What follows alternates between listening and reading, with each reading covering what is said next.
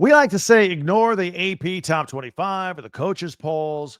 We have the real rankings, our own Locked On Big Ten weekly power rankings, 1 through 18. Where does your team stack up? Locked On Big Ten starts right now.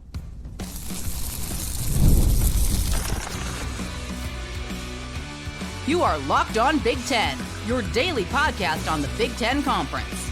Part of the Locked On Podcast Network, your team every day.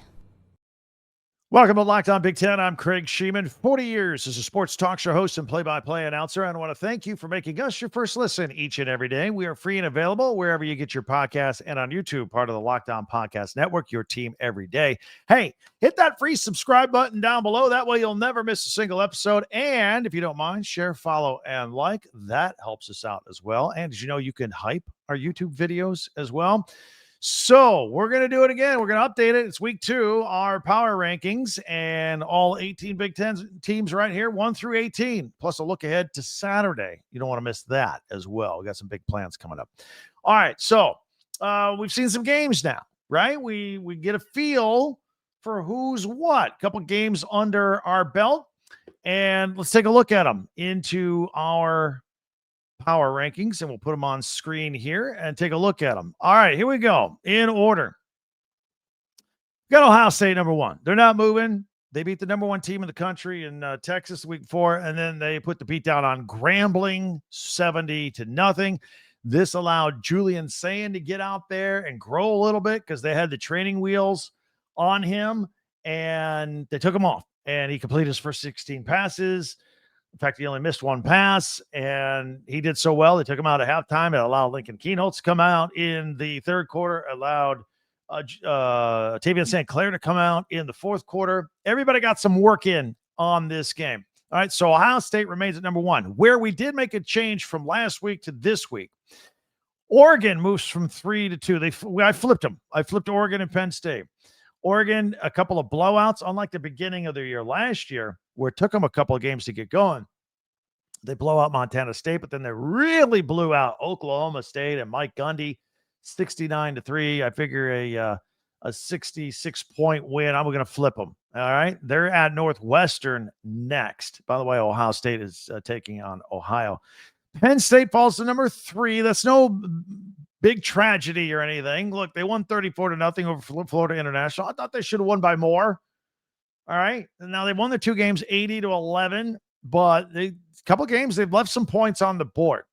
Got stuck in the mud a little bit. I say literally because there was some inclement weather this past weekend. Nevertheless, they got another easy tune-up against Villanova, and then the big one against Oregon, the whiteout. We're looking forward to all that. But here we go. Ohio State, Oregon, Penn State. Those are the elite teams of the conference. 1, 2, 3. I got Illinois sitting pretty at number 4.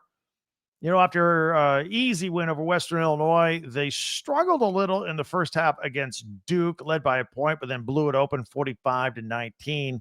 If you have not watched Hank Beatty play, this guy's a triple threat. He'll catch you 8 balls for 120 some yards. He'll return yard.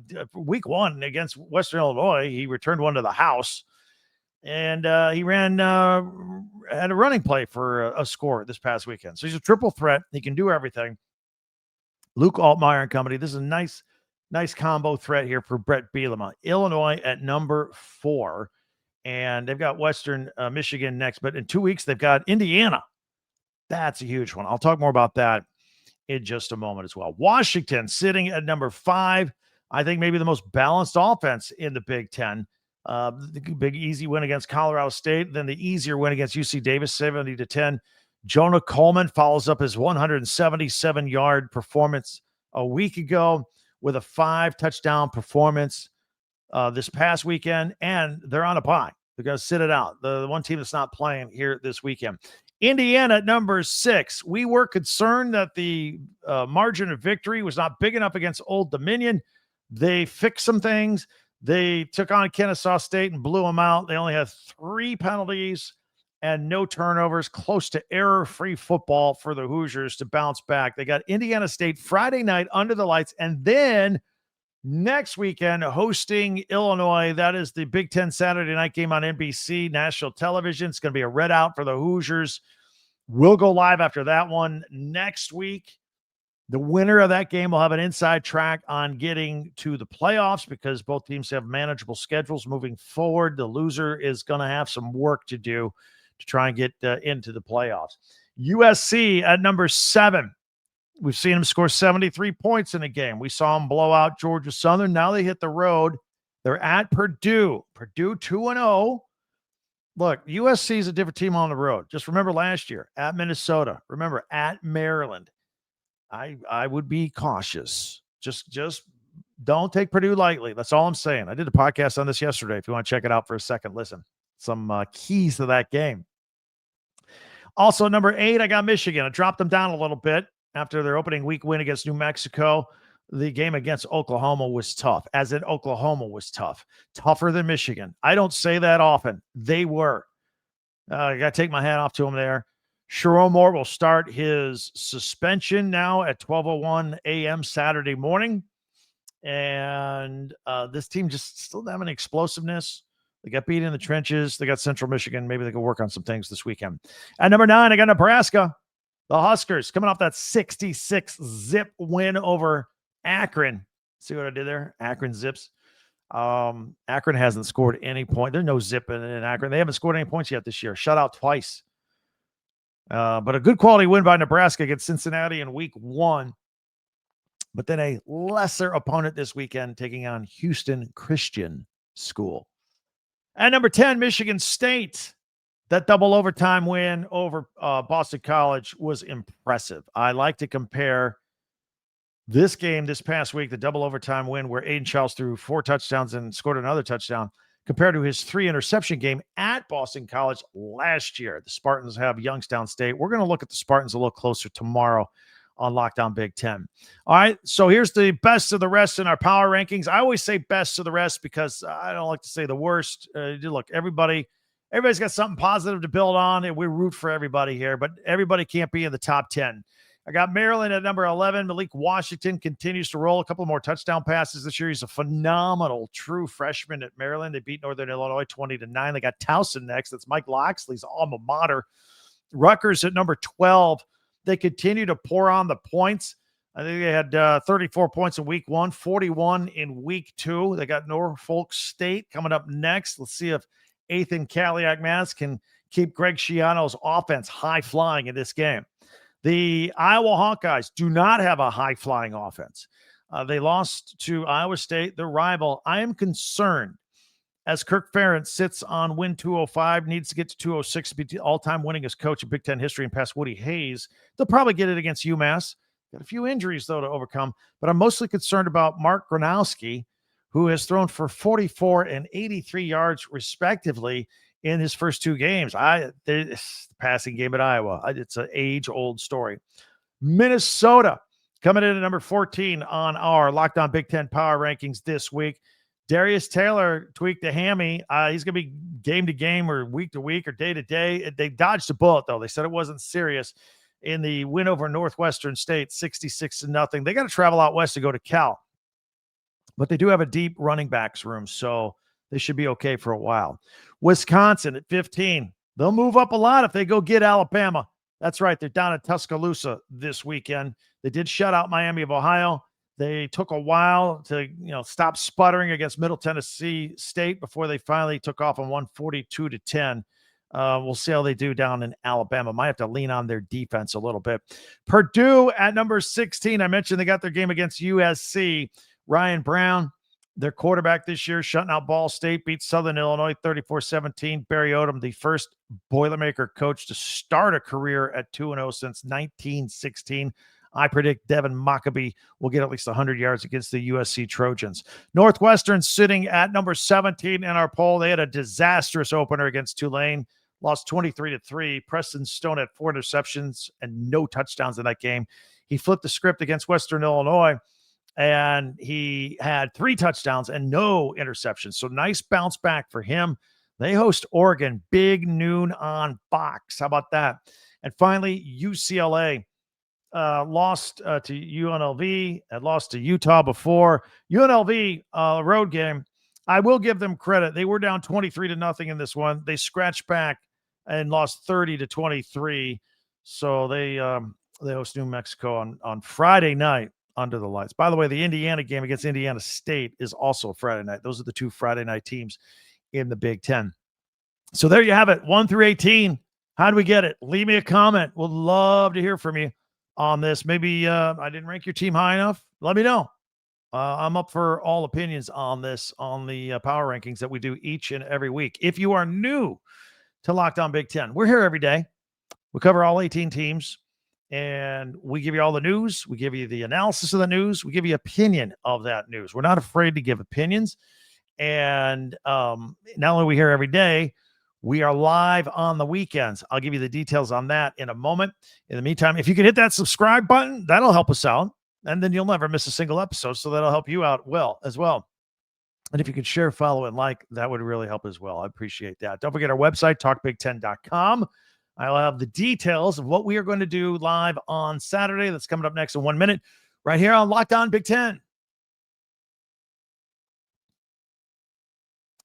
Mazda crafts cars with beauty and expertise, confidence with every ride, and they do more than simply move.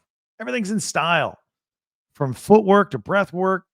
Athletes, they all sweat the details. Mazda brings the same attention on how they craft every single model. You can feel Japanese craftsmanship in every detail, from metallic accents to available Napa leather upholstery. And with all-wheel drive standard in every crossover SUV, you could drive with confidence through almost any season. So, like our players, we sweat every detail. And because when you make every move count, impossible becomes irrelevant. Mazda, move and be moved. DoorDash, it's the weekend here. So here's what we have to do. You got to get a streak going on. So we're going to look back and crown this week's MVPs with DoorDash. Tell you who delivered, powered by DoorDash. And just like you can win every Saturday with DoorDash streaks, saving more every time you order, these players delivered when it mattered most. Let's break it down. I got a couple of them I'll throw at. I can't just pick one. I cover the whole Big Ten. I can't just cover one. Jonah Coleman, Washington, 5 touchdowns this week. Julian Sayin, Ohio State, coming out, completing 16 straight passes. Phenomenal performances when the pressure is on. No hesitation, no delay. That's why their performance always gets noticed like this. It's not a fluke. They're on a streak. Jonah Coleman really is on a scoring streak. And just like Jonah Coleman and Julian Sayin, DoorDash delivers your Saturdays. With DoorDash streaks, you save every Saturday that you order. So stack up Saturdays here. Every Saturday, order. You can save up to $250, including $100 in DoorDash credits. Order this Saturday. Keep the streak alive. Fuel your game day only with DoorDash. Terms apply. Promo is good through November 18th. Monarch Money helps you keep track of all your money. And you have money in different places. You got it in the bank. You got credit cards. You got investments. You got 401ks. Pull it all together so you can keep an eye on what's going on. Find out where you're spending. Find out where you can save more. Pull it all together with Monarch Money. It's the all-in-one personal finance tool that brings your entire financial life together with one clean, easy-to-use interface on your laptop or your phone. Monarch is built for people with busy lives. So if you've been putting off getting your finances organized, Monarch is exactly for you. You can pull in your spouse or your significant other's finances all under one umbrella right there with Monarch. Don't let financial opportunities slip through the cracks. Use the code LOCKEDONCollege at monarchmoney.com in your browser for half off your first year. That's 50% off your first year at monarchmoney.com with the code LOCKEDONCollege. Thanks for checking us out here at Locked On Big Ten. We always appreciate it. All right, as you can see on the crawl on the bottom, if you are on video, and again, we do have an audio-only podcast at Apple or Spotify if you want to check that out. But if you're on YouTube on video, you see it on the crawl. We are going to go live as we go live after there's always a big game on the weekends. We like to go live and kind of recap the whole Big Ten. We won't just concentrate on that one game, but after the Texas-Ohio State game, after the Michigan-Oklahoma game, we went live. People love it. I love it. I get your real lifetime comments so I can really gauge what's going on. You get my immediate unfiltered comments on the game as well. So a lot's going to be going on. We got a handful of noon games on Saturday. Obviously, the Wisconsin-Alabama game, noon Eastern. It'll be over around 3:30-ish Eastern, 12:30 Pacific. So we'll go live after the game. It's on ABC, but we'll also be keeping an eye on the Oregon Northwestern game, also at the same time. Michigan is hosting Central Michigan on the Big Ten Network. Nebraska has a game. Maryland has a game. They'll all be wrapping up at the same time. So I may massage the beginning of our podcast. Maybe I'm going to try and be live right after the coach's interview at the end of the Wisconsin Alabama game. I may drag it a minute or so while we're waiting for Oregon to finish. We'll see how it all times out. We'll plan on joining us around 3:30 Eastern live here on Locked On Big Ten. We'd really appreciate that. There are many ways for you to interact with us here at Twitter, at Talk Big Ten, our website, talkbig10.com. I'd ask you to hit that subscribe button too before you go so you never miss an episode, and also share, follow, and like Locked On Big Ten. Also, college football fans, Locked On and Fire TV present the college football kickoff, your ultimate college football weekly preview. Drake Toll from Locked On Big 12 is the host with two-time AP Coach of the Year Gary Patterson and also former college star Jesse Holley. And, of course, Locked On's local experts breaking down all the games. College football preview only that Locked On can deliver. Catch college football kickoff every Thursday throughout the season only on Fire TV. In the meantime, that will do it for us here. Can't wait to talk to you again tomorrow. We're here every day for Locked On Big Ten. I'm Craig Sheeman. We'll see you then.